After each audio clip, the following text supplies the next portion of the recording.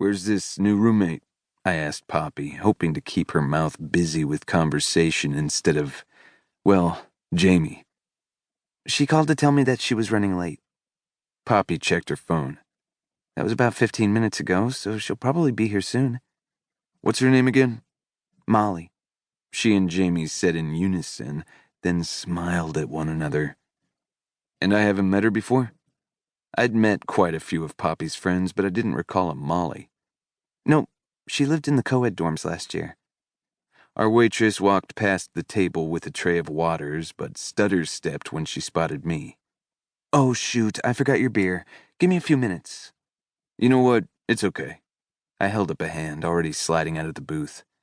I'll just go to the bar and grab one. Or two, maybe three. Are you sure? She asked. Yep, no problem at all. You guys want anything?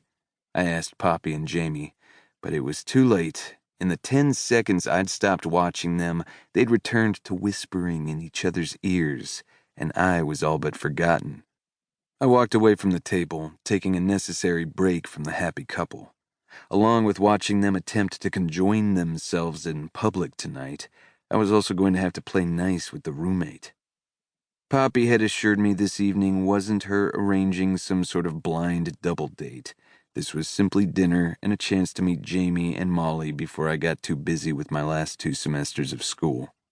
Though, even with a heavy class load and part-time job in the evenings and weekends, I had a feeling I'd be seeing a lot of Jamie. I had to admit he wasn't a bad guy.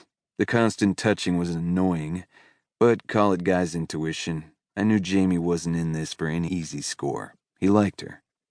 I leaned my elbows on the bar and signaled for the bartender. Bud Light? He came over and checked my ID, then went to the cooler for my beer. I dropped some cash on the bar, took a healthy pull from the long neck, and, in no particular hurry, began making my way back to our booth in the far corner of the narrow restaurant. Even from a distance, I could spot Poppy and Jamie making eyes at one another. She'd never been like this around a guy before. A pang of older brother possessiveness hit hard. I didn't want to think of her as a grown woman.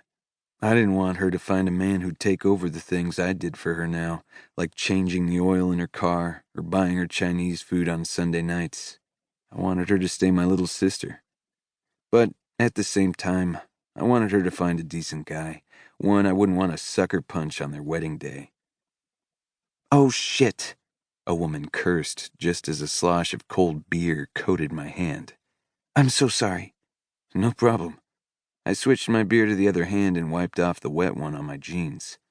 Then I looked at the woman who'd bumped into my arm. My mouth went dry. Framed by brunette curls was a face so stunning I wasn't sure where to look first. Her brown eyes twinkled, their flecks of gold matching the shimmer of her eyeshadow. Her skin was like porcelain, flawless and creamy except for the rosy blush of her cheeks. Her lips were painted a pale peach. Their delicate, soft color was sweet. A sharp contrast to those chocolate curls bouncing down her shoulders. Those curls screamed sex. They begged to be twisted around my fingers, to be splayed across my pillow. You're Finn, aren't you? Poppy's brother? I forced my eyes away from her hair. Uh-huh. Smooth, dumbass. I'm Molly. She stuck out her hand, taking mine and doing the handshake for us both. This was the roommate? Yep. The woman of my dreams was my sister's college roommate. Fuck me. You don't have freckles either, she said, studying my face. No, I didn't. Poppy and I both had red hair, mine a shade closer to auburn than her ginger. We'd inherited it from our mother, but hadn't gotten her freckles, none of which I could tell her because I'd forgotten how to speak. I took a swig of my beer as Molly glanced around the restaurant. I swallowed it down, remembering I was a senior in college, not mute, and definitely better than this with women.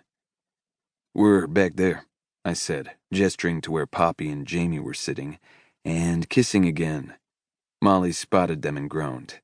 Those two are nauseating right now. I ate lunch with them yesterday and had to throw a chicken nugget at Jamie's head before he even realized I was there. I chuckled. Poppy didn't have many boyfriends in high school. This whole PDA thing is a first for me.